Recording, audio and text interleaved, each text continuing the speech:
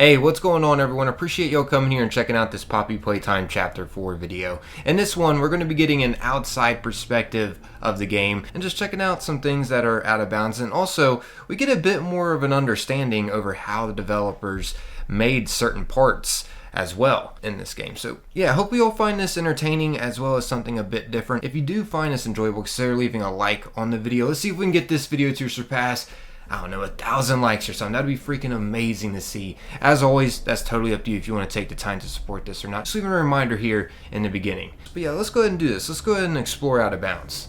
So at this part where you avoid detection from Yarnaby, you can find some unusual things outside the map. Honestly, you could probably find these anytime outside the map.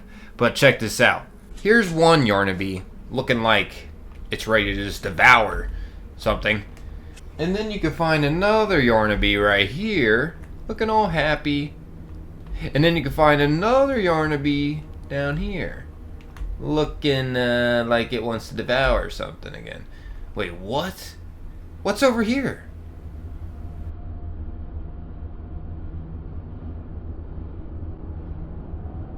What the?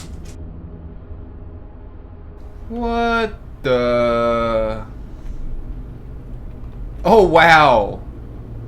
He's throwing up that sign. Hey, okay. It looks like a llama. Oh my gosh, though. What the heck? The unusual things you find out of bounds. I gotta say, sometimes I think the developers just throw things out here sometimes just for players to discover. Because they know players are going to be searching for secrets out of bounds. Anything else? Oh! And another third thing that's kind of unusual. We got Doughy up here. What's up? Oh my gosh, you can really see his red teeth too. It's Doughy the Dough Boy. Just kidding. Dough Man. You know, now that I think about it, the more I'm seeing these models out of bounds at these specific areas, I'm starting to realize these are placeholders for them to interact within the area. Like for instance, those 3 Yarnabies earlier, around those areas we run into them. And they're almost like, you know, placeholders or like spawns for the things we run into in the actual game, not out of bounds. Also here, for example, where, you know, Doughy's at, he quickly points down at this door right here when we're being chased by Yarnaby, as you can see. I actually did a few experiments with this part in general. Like after Yarnaby got done chasing me, I wanted to see like what happens exactly because he was just hitting the door, and here's what it looks like. Yeah, and then he just freaking takes off backwards. I did not expect him to just go this fast and rewind, and then he just disappears. But yeah, still nonetheless, something I would have never seen without, you know, checking out of bounds and going through walls and looking at these different scenes and different perspectives. I always find this interesting because it's something unusual than what we're typically used to within the game. But yeah, gotta like his little hat. Oh, so cute. Except, oh, what the? An arrow?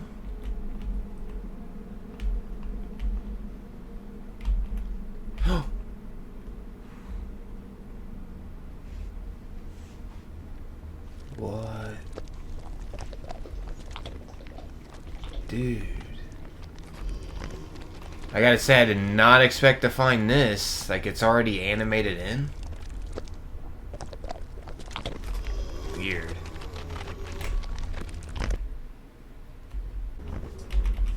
Oh my gosh. That looks crazy.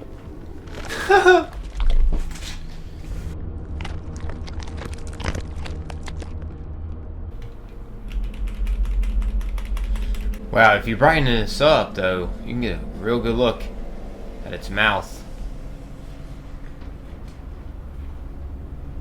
That looks disturbing. Little details, too. It's all cut up.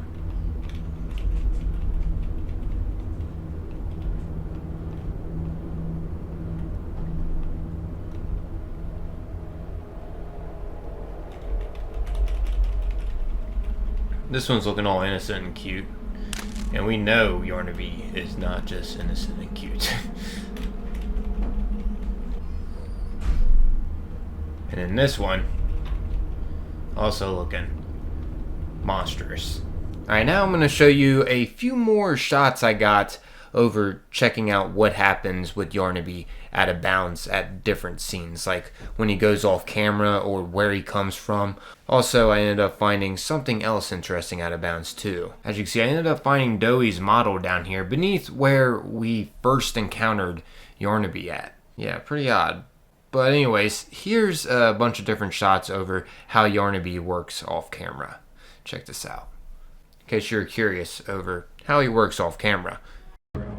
1188 1222. Been there, done that. Let's try our hand at something a little different. Oh, Yarnaby.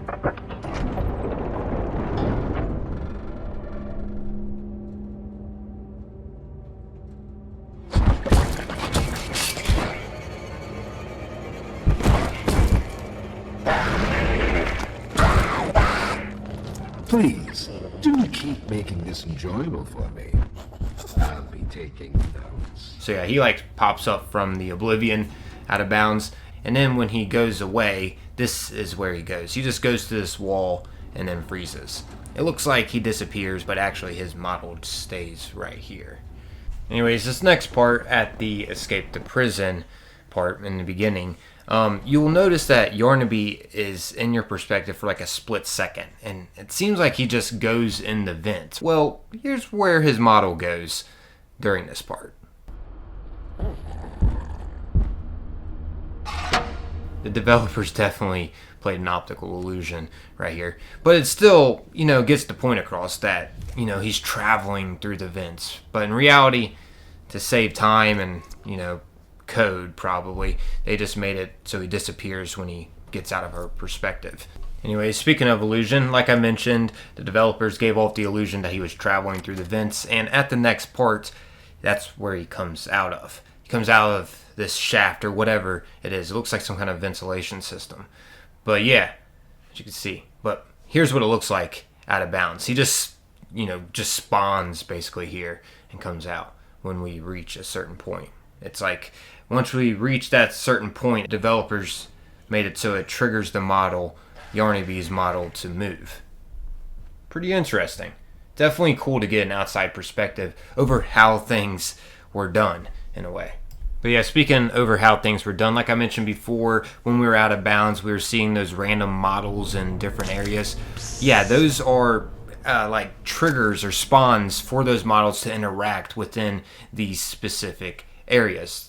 Once again, the developers coded them to interact with that area once we reach certain points. Like for instance, here we can find Doey up here, distracting Yarnaby at this part, and we can find Doey's model also out of bounds right over here. It looks deformed and everything. I mean, we don't technically see his whole model, we just see his hand. Just like previously how we saw his model on top and he used his hand to like say go through this door or whatever. Yeah, that's how these models that we find out of bounds work. It's kind of interesting once again to get an outside perspective over what the developers did to get these certain things to happen at these parts within Poppy Playtime Chapter 4.